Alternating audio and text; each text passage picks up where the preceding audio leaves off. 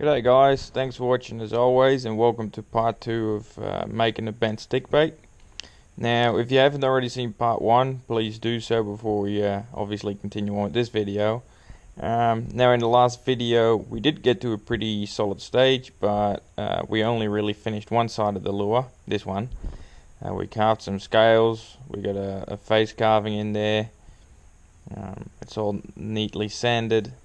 I even got a little Daruma doll drawn on there for good fortune, because I've never made one of these lures.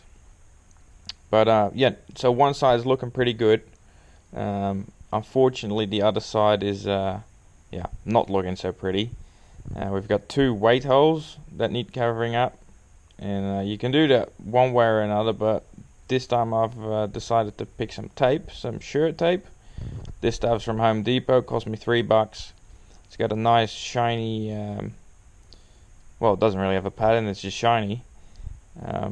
So I wanted to try it out, and I can tell you now I was very happy with it. It doesn't have a thick, sticky part to it. It's fairly thin. Do have to be careful with damaging it, so you have to pick a nice, untouched strip that you can carve the scales in, or whatever you want to carve in it, really. So make sure you take your time for that. But for the rest, it's great stuff. So either way, instead of painting the rest of the body, we decided to use some tape.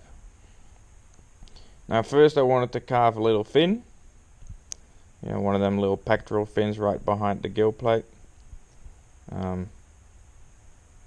Never really done this before, but it turned out alright eventually. What you do want to watch is that you don't put too much pressure on your whatever your knife you're using, whether it's an X-Acto knife or something else. Obviously, otherwise you're going to go through the tape, and then you can't really put it on the lure body easily. So yeah, just make sure you watch that.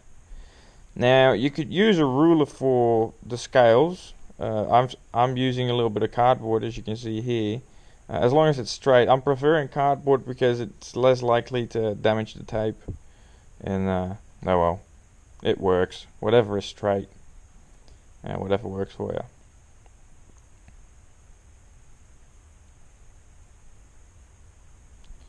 Take your time, and then fit it onto the lure. I've left a little bit behind the tail. That's fine. But obviously you can also fit it all the way to the back of the tail. Now the way that you have to fit the tape onto the lure body is pretty straightforward, but you do have to take your time for it. Make sure that you fit the tape to the middle of the body first, and then slowly put pressure towards the outside of the tape. And then you can cut away all the whatever is left of the tape. I'm cutting along the lateral line here, which it doesn't look too good because there's a little bit of a kink in the lateral line, but oh well. If you put a little bit more time in it than I did, then you'll be fine.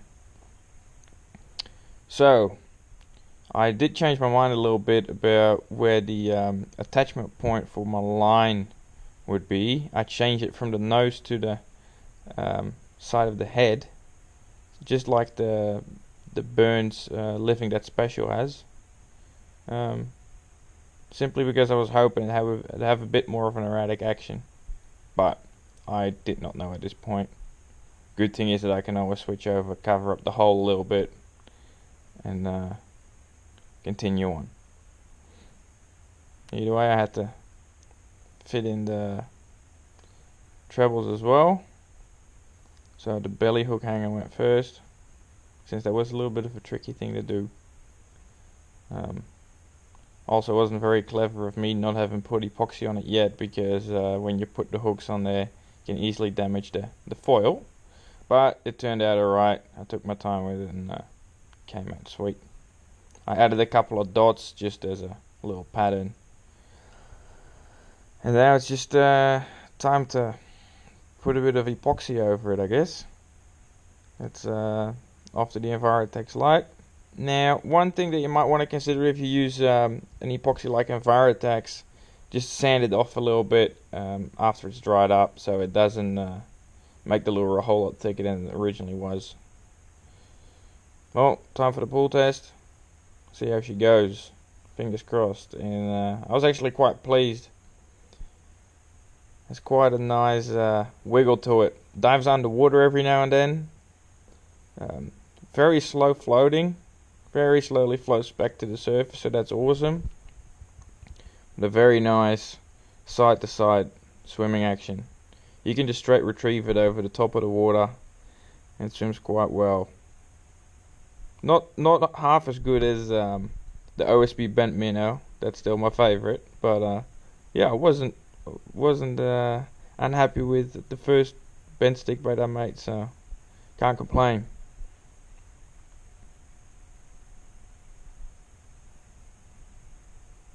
This would be good in fast surface feeding fish like stripers or bluefish,